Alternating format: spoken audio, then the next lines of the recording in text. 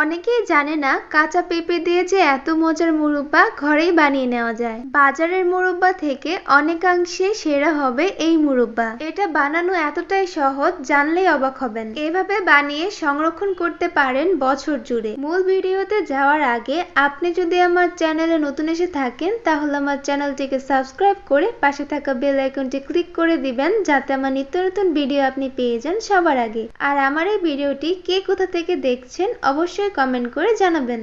আমি এখানে 600 গ্রামের সমপরিমাণ একটা পেঁপের অংশ নিয়েছি। পেঁপেটাকে আমি মোটা মোটা করে কেটে নিয়েছি। পেঁপেগুলোকে আমি পানিতে ধুয়ে নিলাম। এবার একটা পেঁপের টুকরো নিয়ে একটা শক্ত জায়গার উপর রাখলাম।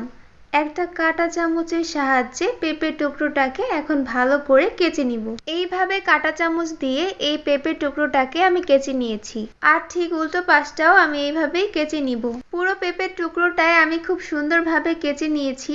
আর এর ফলে পেঁপের টুকরোটা আগের থেকে অনেকটাই নরম হয়ে যাবে। সবগুলো পেঁপের টুকরো আমি একইভাবে কেচে নিয়েছি। একটা বাটিতে পরিমাণ মতো পানি নিয়ে নিয়েছি। এর মধ্যে 1 চামচ পান খাওয়ার চুন দিয়ে দিলাম। চুনটা পানির সাথে খুব ভালোভাবে মিশিয়ে নিলাম। এবার কেচে রাখা পেঁপেগুলো চুন পানির মধ্যে দিয়ে দিলাম। 1 ঘন্টার জন্য ঢাকনা দিয়ে ঢেকে রেখে দিলাম। 1 ঘন্টা পর ফিরে এসেছি। পেঁপেগুলো আগের থেকে অনেকটাই শক্ত হয়ে গিয়েছে। 5-6 বার পানি পাল্টে পাল্টে পেঁপেগুলো আমি ভালো করে ধুয়ে নিয়েছি। এবার পেঁপের এই বড় টুকরোগুলোকে ছোট করে নিব। আমি কিউব কিউব করে কেটে নিয়েছি। চুলার আঁচটা অন করে একটা প্যান বসিয়ে দিয়ে পরিমাণ মতো পানি নিয়ে নিয়েছি। পানি ফোটা শুরু করতে কিউব কিউব করে কাটা পেঁপেগুলো দিয়ে দিলাম। 10 মিনিটের মতো সিদ্ধ করে নিয়েছি। তারপর একটা ছাঁকনির সাহায্যে পেঁপে থেকে পানি ঝরিয়ে নিলাম। আবার পেঁপেগুলো কড়াইয়ের মধ্যে দিয়ে দিলাম। এর মধ্যে 2 কাপ পরিমাণ চিনি দিয়ে দিলাম। নেড়ে চেড়ে চিনিটা পেঁপের সাথে মিশিয়ে নিব। এর মধ্যে 2টা এলাচ ফাটিয়ে দিয়ে দিলাম। একটা ঢাকনা দিয়ে ঢেকে দিলাম। এভাবে ঢাকা দিয়ে দিয়ে 10 থেকে 15 মিনিটের মতো আমি সিদ্ধ করে নিয়েছি। আবার আমি ঢাকনা দিয়ে ঢেকে দিলাম। এভাবে আরো 10 থেকে 15 মিনিট ঢাকনা দিয়ে ঢেকে রেখে আবার নাড়িয়ে চাড়িয়ে সিদ্ধ করে নিয়েছি।